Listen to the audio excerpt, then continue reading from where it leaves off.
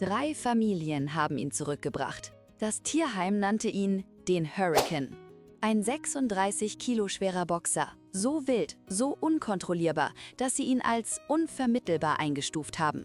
Aber an dem Tag, als er ein neugeborenes Baby traf, passierte etwas, das sich niemand erklären konnte. Er blieb stehen und er hat die Seite dieses Babys nie wieder verlassen. Was er 3 Jahre später tat, bewies genau warum. 3 Tierheime, 3 Familien, 3 Rückgaben. Jede einzelne sagte dasselbe: Dieser Hund ist nicht zu bändigen. Sein Name war Bruno, ein 36 Kilo schwerer, gestrummter Boxer mit mehr Energie als ein Kraftwerk auf Espresso. Er hat 2 Sofas durchgekaut, eine Fliegengittertür zerstört, zweimal einen 2 Meter hohen Zaun übersprungen und einen kompletten Sonntagsbraten geklaut, während die Familie das Tischgebet sprach. Die erste Familie hielt 2 Wochen durch, die zweite 4 Tage, die dritte brachte ihn noch am selben Nachmittag zurück. Ihre Worte auf dem Rückgabeformular: Dieser Hund hat keinen Ausschaltknopf. Das Tierheim stufte ihn als unvermittelbar ein. Nicht aggressiv, nicht gefährlich, einfach komplett und unkontrollierbar durchgedreht. Aber was niemand wusste: Dieses ganze Chaos war einfach ein Hund, der nach dem einen Ding suchte, das ihm noch niemand gegeben hatte: einen Grund, still zu sein. Lars und Sabine wollten einen ruhigen Hund, vielleicht einen älteren Labrador, einen gemütlichen Golden Retriever, irgendetwas, bei dem man nicht jedes Wochenende einen Handwerker braucht. Aber als sie durch das Tierheim gingen, bellte jeder Hund, sprang hoch, kämpfte um Aufmerksamkeit. Jeder Hund, außer einem.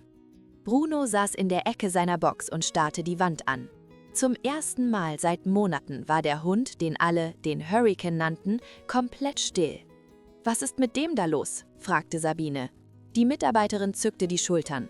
»Nichts, er hat aufgegeben.« Sabine kniete sich hin, sie schob ihre Finger durch das Gitter und langsam, wie eine Maschine, die nach Jahren wieder hochfährt, drehte er den Kopf und drückte seine Stirn in ihre Handfläche. »Wir nehmen ihn«, sagte sie. Lars starrte sie an. »Sabine, die nennen den Hund buchstäblich den Hurricane. Dann ist es gut, dass ich Stürme mag.« Der erste Monat war Chaos. Bruno zerstörte Laufschuhe, warf ein Bücherregal um, trank aus der Toilette und knackte den Kühlschrank. Einmal rannte er so hart durch die Fliegengittertür, dass sie im Garten der Nachbarin landete.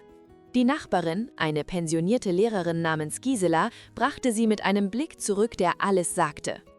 »Dieser Hund«, sagte Gisela und zeigte durch den Zaun, »braucht einen Exorzisten.« »Er braucht ein Laufband«, antwortete Lars.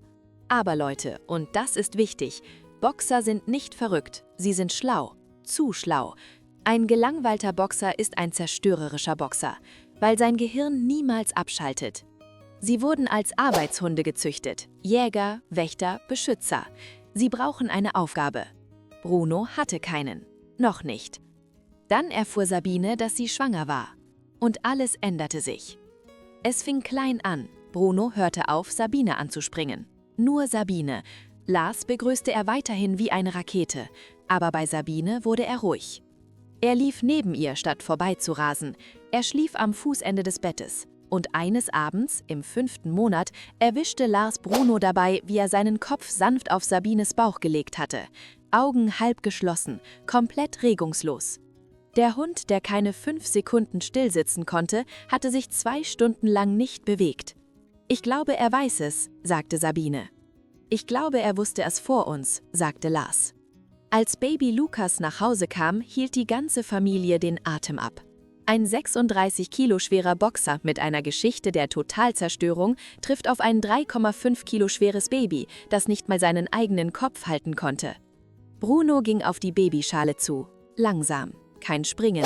Er senkte den Kopf, schnüffelte an dem kleinen Menschen in der blauen Decke und tat etwas, das niemand erwartet hatte. Er setzte sich hin, direkt neben die Babyschale, und bewegte sich 3 Stunden lang nicht. Von diesem Moment an wich Bruno nicht mehr von Lukas Seite. Nicht beim Schlafen, nicht beim Schreien, nicht wenn Besucher das Baby halten wollten. Bruno stellte sich zwischen Lukas und jeden, der zu nahe kam. Nicht knurrend, nicht schnappend, einfach nur da, wachsam, still. Also Leute, wenn ihr bis hierhin dabei seid und noch nicht abonniert habt, das tut ein bisschen weh, wir stecken unser Herz in diese Geschichten, drückt auf Abonnieren. Was jetzt kommt, müsst ihr sehen. Die Monate wurden zu Meilensteinen. Erstes Lächeln, erster Zahn. Lukas packte Brunos Ohr und Bruno saß da, als wäre es die größte Ehre seines Lebens. Bruno brachte seine Spielzeuge zu Lukas. Ein Quietschentchen, ein zerschreddertes Seil, einen Tennisball voller Sabber. Und hier mal was, das die meisten nicht wissen. Boxer gehören zu den Rassen mit der höchsten emotionalen Intelligenz. Sie reagieren nicht nur, sie lesen dich. Und Bruno las Lukas wie ein offenes Buch. Dann kam der Moment, der in der Erinnerung dieser Familie wie ein Foto eingraviert ist. Lukas war 11 Monate alt, wackelig, hielt sich mit beiden Händen am Couchtisch fest. Lars stand mit dem Handy auf der anderen Seite. Sabine kniete in der Nähe mit offenen Armen. Aber Lukas lief nicht zu seiner Mama, nicht zu seinem Papa. Er ließ den Tisch los, machte 4 wackelige Schritte und fiel gegen Brunos Brust. Der Hund zuckte nicht. Er senkte den Kopf und ließ das Baby sich an seinem Hals festklammern. Lars hatte es auf Video.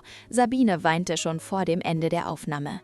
Aber der wahre Grund, warum Bruno seinen Platz in dieser Familie verdient hat, kam an einem Januarnachmittag, als Lukas 3 war. Sie spielten im Garten nach Schneefall. Lars ging für 90 Sekunden rein. Als er zurückkam, war Lukas weg. Sein Herz blieb stehen. Er schrie Lukas Namen. Nichts. Der Schnee war tief und das Gartentor stand offen. Lars rannte Richtung Straße, schon den Notruf 112 wählend, als er es hörte. Bellen. Lautes, scharfes Bellen aus Giselas Garten.